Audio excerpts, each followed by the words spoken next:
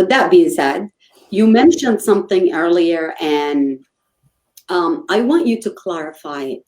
When we talk about gun violence and having more gun control, a lot of people from the opposition side are using this to scare people and put fear and saying that, oh, they're going to take your gun away. And I know, people need to understand no one can change the Constitution, the Second Amendment. Just I come today and say, you know what, give me all your guns. That's not how it works. And that's not what we mean by saying gun control. Can you expand on that a little? Yeah, so this is in my years of volunteering with Moms Demand Action, the thing that I hear most. People will get on social media and they will just lie and attack, and you want to, like, I don't particularly enjoy guns that much. I certainly don't want to take your guns away because I don't really want to have them. But at the same time, I have grown up in Pennsylvania. I have lived in rural areas my entire life. I taught in Cameron County for a long time, which is one of the most sparsely populated counties in all of Pennsylvania. I know how important hunting and shooting for sport is to the culture in this state. And I'm not trying to change that at all. I also know that the majority of gun owners are incredibly careful and responsible people. And so no one is trying to infringe on that. What I want to do, and what I think a lot of folks want to do, is ensure that we are keeping people safe. Just this weekend, a teenager in York County was accidentally shot and killed by his friends because they were handling a weapon that they didn't realize was loaded. That is a completely preventable death. Not only is this child's family grieving, but those friends are never going to be able to forgive themselves for that. And they didn't do it on purpose. But this is preventable. We should be talking about safe storage. We should be talking about how we can try and reduce suicide by gun in this state. And I think those are the things. I never say gun control. I'm not trying to control a gun, right? Gun violence prevention are simple steps we can take. And there should be healthy debate on that, right? Because there are a lot of people who know a lot more than I do about terminology of weapons, or, we're all specialists in our own areas. I know more about education than Mike Regan. He might know more about gun culture than I do. And that's something where you find people who have expertise and you learn from them. We don't have a whole lot of that happening right now. We have a lot of polarization around an issue that shouldn't be political. We should be in the business of keeping people safe. And so, things like background checks, things like waiting periods.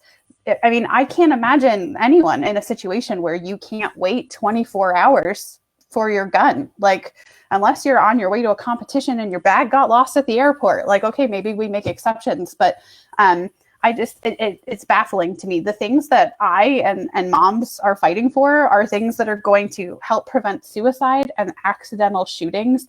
We have been mostly in our homes for the last couple of months, so we haven't seen school shootings in the news because no one was in school. Yeah. But the only reason we haven't seen it in the news is because no one was in school. That's awful. My son is 6, and in kindergarten, in his second week of school last year, he was supposed to have an active shooter drill. Mm-hmm. This is horrifying. I remember going through one, and I like to tell this story because I still shake when I think about it. But this is what we're doing to our schools. I want to say 3rd year teaching, and I was newly pregnant. We had an active shooter drill on an in-service day. So students were not in school. It was just staff. Small school district in the middle of nowhere. So very tight-knit community. The local law enforcement, everyone knew that we were doing this drill. They kind of walked us through what was going to happen. And we were going to hear gunshots. We were supposed to act like we were having a real crisis. And our high school gym was also under construction at the time. So a contractor dropped something on the floor. A teacher thought that was the start of the drill, called 911. Complete panic breaks out because the first responders knew that we hadn't started yet. So there's a time where we're all freaking out because no one knows what's happening. And it was horrifying. They get that figured out, and then they made us go through the drill anyway. There are cops shooting blanks in the hallway of my elementary school, rattling the handles and banging on the doors. And even though it's not real, when you can't get through to 911 because the lines are jammed and you're huddled in the corner of your office under your desk. It doesn't feel like a drill. And we're traumatizing kids. There are places who have these drills with children in school. This is not right. It's not normal, and we shouldn't be doing that. It's so much easier to try and, hire more counselors. Let's get these kids what they need so that we're not in these crisis situations. Not every mass shooting is because of a mental health crisis, but we just keep, let's just not talk about it. Let's just not talk about it. I'm sick of seeing it. And when I was a teacher, I'm sick of being afraid. Our kids shouldn't have to be scared. My principal used to tell me he would get in before anyone else in the morning so he could walk the perimeter of the school just to check, just to make sure everything was okay. And I remember being a kid and being excited to go to school, not being scared that maybe I wouldn't make it home that day. And it just, no other nation on earth puts their kids and their teachers through this. And I just feel like, I don't want to take your guns, but why aren't we working together to try and solve this problem? It just doesn't make sense to me. So, I don't hide from my involvement with moms. I'm very proud of my involvement with moms. I think this organization is doing a lot of good.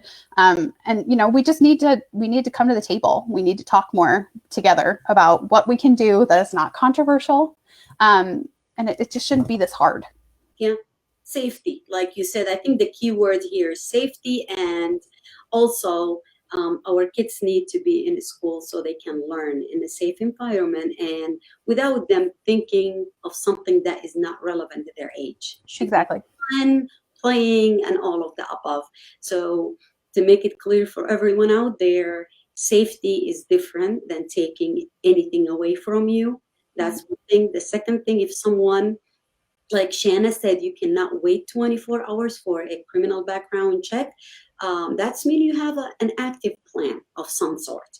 And to protect you, even if you're suicidal, maybe just giving you that time to think, it will allow you to rethink your life decisions and maybe save someone's life. And that's the whole purpose of us doing this. Right.